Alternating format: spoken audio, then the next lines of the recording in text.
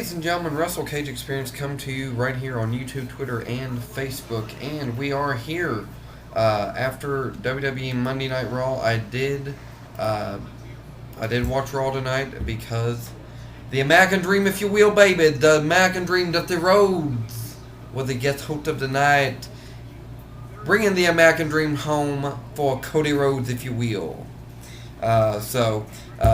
Opens up the show, makes Randy Orton versus Cody Rhodes WWE title, John Cena special guest referee, Dusty Rhodes in the corner of Cody Rhodes, and this was a good start to it. This was a good build for it, and it really kind of got me pumped for the evening.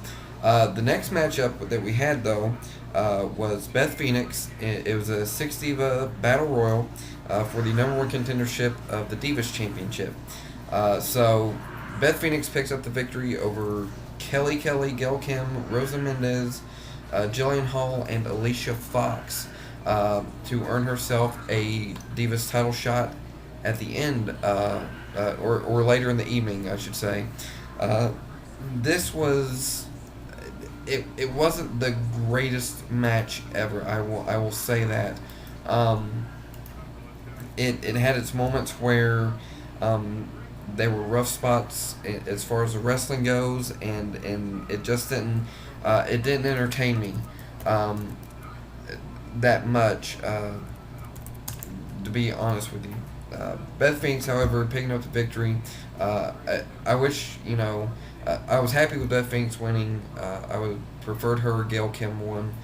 Just glad Jillian Hall didn't win. So, next match immediately following this was the Unified WWE Tag Team Champion, one half of them, Chris Jericho, taking on MVP. And if I had to give a match of the night, this would be it, because MVP and Jericho, like I've said before, Jericho works well with pretty much everybody he's in the ring with, and he helps them make them look good. MVP looked good already as far as the wrestling goes, so it just helped elevate him a little bit more, I think, tonight. So Chris Jericho picking up the victory, however, but still we got MVP and Mark Henry. Weird tag team combination there, but we got MVP and Mark Henry taking on Jericho and Big Show at Breaking Point for the Unified Tag titles. So in a match that probably ticked me off the most, it was Hornswoggle and Chavo Guerrero once again. Like, I'm guessing that this is going to be a theme with each guest host, is like they're going to put Hornswoggle and Chavo in some sort of match each and every week. Like next week it'll probably be like a wheel, like a roulette wheel, and they'll spin to see what sort of match they'll have next week, with Bob Barker hosting. This match, I really wasn't paying attention to the match because I'm getting sick and tired of seeing Hornswoggle and Chavo Guerrero, honestly. So, our next match we have, which was surprisingly good, we had Big Show taking on Mark Henry, and this was better than I was expecting. Still not the greatest match, but it was better than I was expecting. Mark Henry, of course, picking up the victory over Big Show after Big Show basically gets disqualified for untying the turnbuckle and whatnot. But once again, I guess I wanted to get a win for each team here, and basically this helped get Mark Henry over as a force to be reckoned with, because he can go toe to toe with Big Show. So that successfully accomplished what it was meaning to. The United States Championship. Fatal 4-way match. Kofi Kingston defeats The Miz, Jack Swagger, and Carlito by pinning The Miz in this match. And really, they got my hopes up in this match. It looked like Miz was going to win. It looked like he's going to gain a title on Raw. And they keep crushing my dreams. And I don't like it. But The Miz was showcased well, I thought. I just wish that they would put the title on him. I think he would be a good United States champion. I think he'd help elevate the prestige of it in a way. Kofi Kingston getting the victory, regaining or retaining, I should say, the United States Championship. Mickie James versus Beth Phoenix is up next. This was actually a good women's match. Much better than the Six Diva Battle Royal earlier in the evening. We see some great wrestling here between these two. Mickie James, of course, picks up the victory, retaining her Divas Championship. But I don't expect this to end here. I'm seeing a continuation of this onto probably more than likely at Breaking Point, because Mickie James was selling a shoulder injury, so more than likely it'll be these two in a submission match at Breaking Point for the Divas Championship, with Mickie's arm having a rough way to go.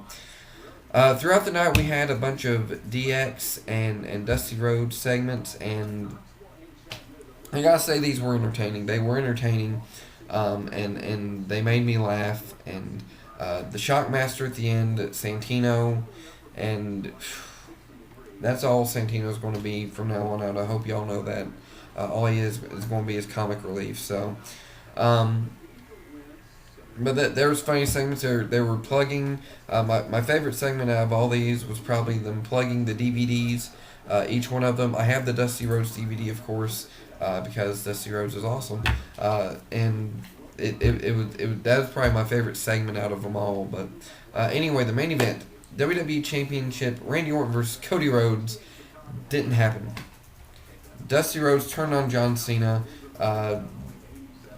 becoming a heel of sorts, and while I didn't expect to see this end come, like the swerve come at the end, I didn't really like it, and I guess that was the emotion it needed to strike in me, because Dusty Rhodes as a heel, I guess it was believable for the younger people because he turned on John Cena, but for people like me, it's not believable because Dusty Rhodes has always been, pretty much throughout his entire career, he's been a face, from whatever I've seen of him and all that. So, we basically see Legacy and Randy Orton and Dusty Rhodes standing tall. Randy Orton RKO's Dusty Rhodes. This ticks off Cody Rhodes, and he doesn't do anything about it, which I thought was, I can understand why he didn't do anything, but it was pointless to see him get mad about it and just hold back him wanting to beat up Randy Orton. So it wasn't the greatest end to the show this week, but at the same time, it accomplished what it was supposed to, I guess. So overall, a decent Raw this week. Glad to see Dusty Rhodes in the mix. Probably he's been the second best guest host on the show as far as that goes. First, of course, being the $1 Million Man, Ted DiBiase. And the celebrity guest host, the best one yet has been, of course, Shaq. So, with that being said, this is my thoughts on Raw. Let me know what you thought about Raw this week. And with that being said, I'm going to get off here. Probably do some reading. I don't know. I've got classes tomorrow. And, yeah. So, you guys take it easy. Have a great night. Peace out.